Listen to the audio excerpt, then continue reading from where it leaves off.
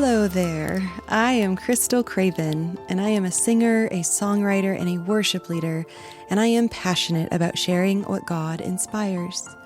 And this coming up right here is your weekly devotional.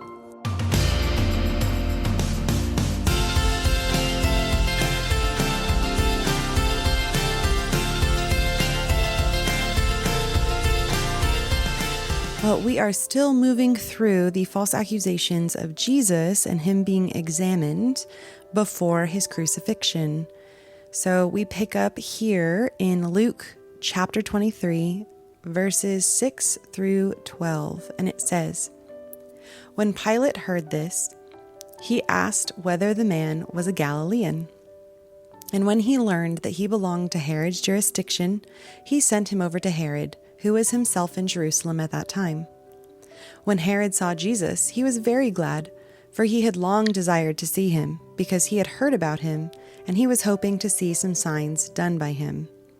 So he questioned him at some length, but he made no answer. The chief priests and the scribes stood by, vehemently accusing him, and Herod with his soldiers treated him with contempt and mocked him. Then, arraying him in splendid clothing, he sent him back to Pilate. And Herod and Pilate became friends with each other that very day, for before this they had been at enmity with each other." All right, in this section we read of kind of like a courtroom type drama, right? That really wasn't about justice at all, though. Jesus stood before the rulers and the religious elites, not to receive a fair trial, though, but to be passed off, mocked, and mishandled. Now, each person in this passage had the opportunity to respond rightly to the Son of God, yet each chose selfishness instead.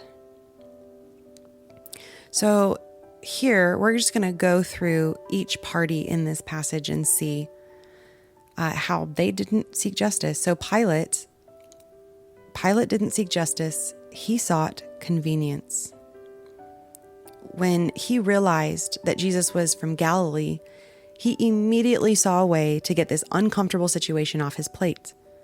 By sending Jesus to Herod, Pilate thought he could just wash his hands of the matter with no real investigation and really no courage to stand for truth. It was really just an opportunity to shift responsibility and avoid dealing with the weight of the decision. And then we move on to Herod. Herod didn't seek justice either. He sought entertainment. When Jesus was brought before Herod, he was glad, not because he longed to hear truth, but because he hoped for a show, for some miracle or some sign, basically something flashy just to entertain him.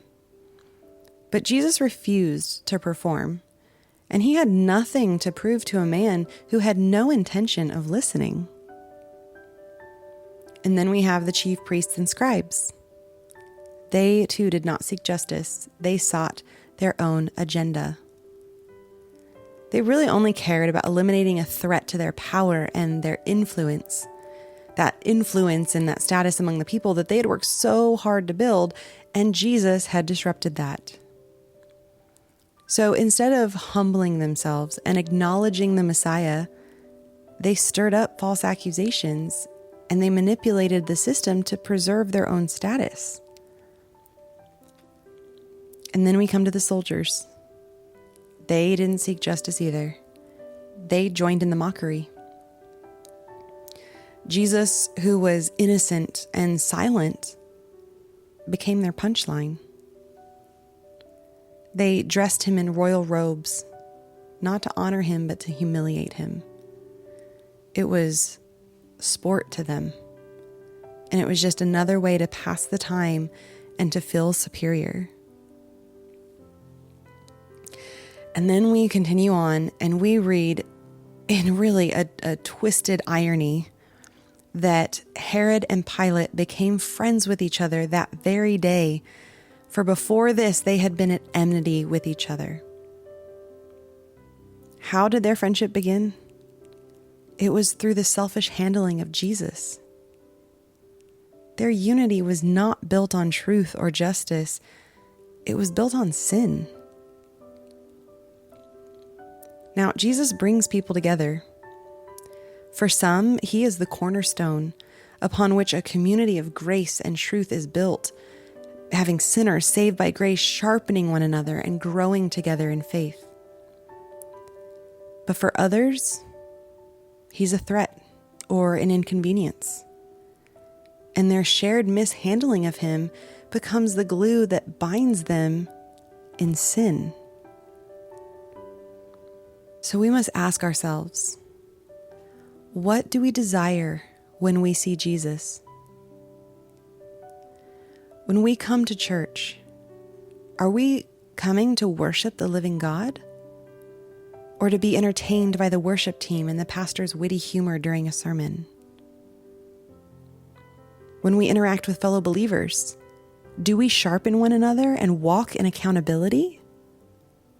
Or do we stroke one another's egos and build relationships around comfort and self-preservation?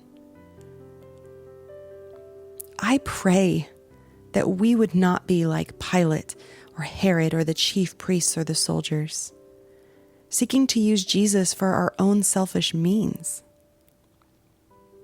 But may we instead be people who truly seek justice and love mercy and walk humbly with our God. And may our hearts be set not on ourselves, but on the one who stood silently, innocently, and sacrificially for us.